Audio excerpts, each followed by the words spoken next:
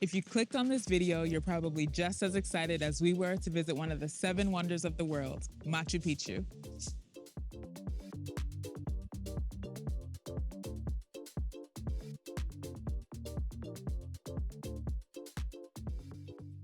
In this video, we're going to be sharing a lot of information that'll be useful to you during your planning. So consider this your official guide when you're going to Machu Picchu because we have a lot to go over. So let's just get right into it. Before you do anything, getting your tickets for Machu Picchu is the most important step. So make sure you get them way in advance. If you decide to wait till last minute to get your ticket for entry into Machu Picchu and/or the ticket for your train ride to get there, it can be sold out.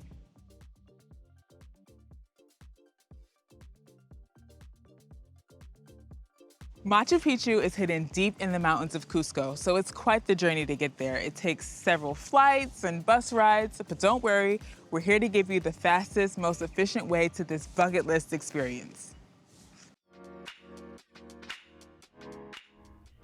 The first thing we did was fly into Lima, which is Peru's capital. Flying from New York to Lima was close to an 8-hour travel day, so we decided to sleep at an Airbnb close to the airport, which is Jose Chavez International Airport. The next day we flew from Lima to Cusco, and this took about an hour and 30 minutes. Once you land in Cusco, you're immediately going to notice 2 changes, the change in temperature and the change in altitude. Because of the change in altitude, that means there's less oxygen in the air, making people more susceptible to altitude sickness. Some symptoms we experienced were shortness of breath and some minor fatigue, but both of these went away by the next morning as we got used to being in the higher elevation. Some other symptoms you could potentially experience are some dizziness, headaches, or nausea. I wouldn't let this worry you too much though. As long as you prepare accordingly, you should be fine. And try your best to get hydrated before your arrival in Cusco, and be sure to try the natural remedies you'll find all around, like drinking the cocoa leaf tea, because it really does work. We stayed in Cusco one night to give our bodies time to adjust to the altitude. Our Airbnb was very close to Plaza de Armas, which is about a 30-minute taxi ride to Peru Rail station.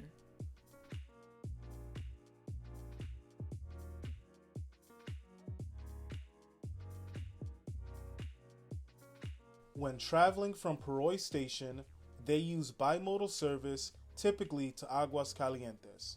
That means you'll start by bus for half the trip to Ollantaytambo and the other half by train from there to Aguas Calientes.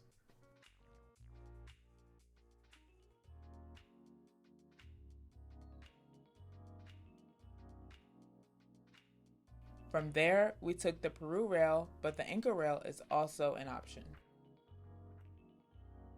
The Peru Rail and the Inca Rail both offer 4 classes of service. We ended up choosing the Peru Rail just because they had more train times, but the Inca Rail, it operates exactly the same way. So the 4 different classes of service on the Peru Rail are the Expedition, Vistadome, Vistadome Observatory, and the ultra-luxurious Haram Bingham. We recommend either choosing between Expedition or the Vistadome Observatory.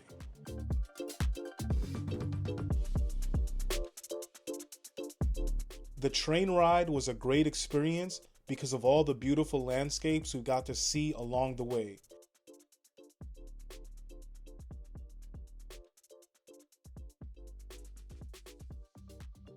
This train brought us to Aguas Calientes, which is also known as Machu Picchu town. We recommend staying in Aguas Calientes because of its close proximity to Machu Picchu.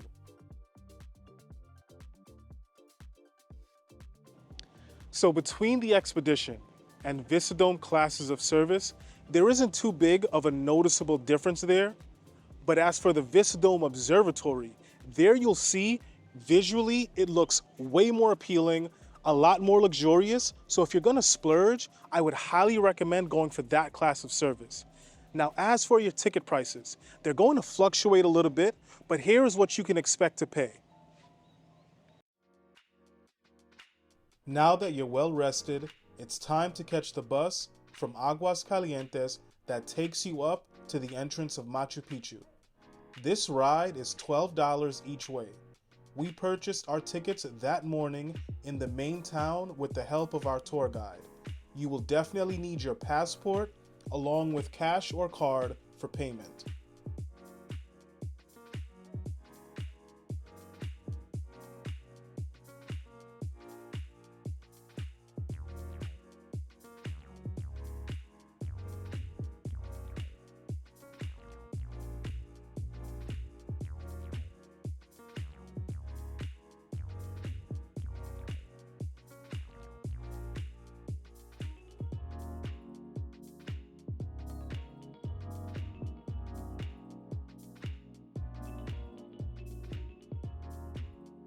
Hey y'all, so we are at Machu Picchu. We just stopped so, we can have the opportunity to use the bathroom if we want. It's 2 soles and we don't have any cash, but we don't have to use the bathroom anyway. But the views on the way up were stunning. Stunning. Some of the best views that I've seen anywhere. Yeah, even in comparison to the countryside of Japan and seeing Mount Fuji. Oh my goodness, this is right up there. It is stunning. All the mountains here. Gorgeous. We did see a couple people on the way, like hiking up. I ain't ready for that yet. Kudos to them. Yeah, not yet. Next time though. Next time. It's super steep. Even driving on the way up, we were so close to the edge, like I couldn't even look. But it was beautiful.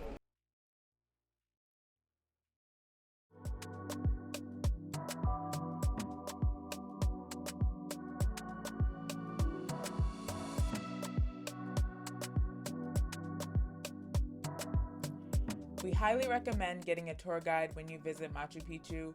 Our guide Miguel was great and he gave us a better understanding of what exactly we were looking at, and it makes sense for a better experience as well when you know the history and the significance of things.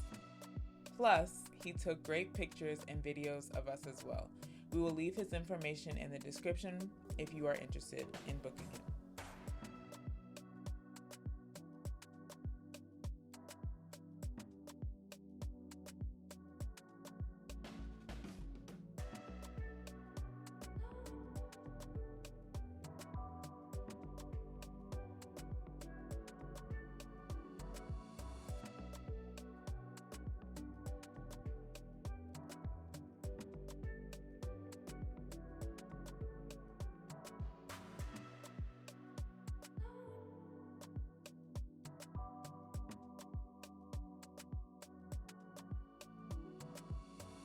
And that concludes our guide of how to get around Machu Picchu. I hope that this was useful to you. If it was, make sure to give it a like.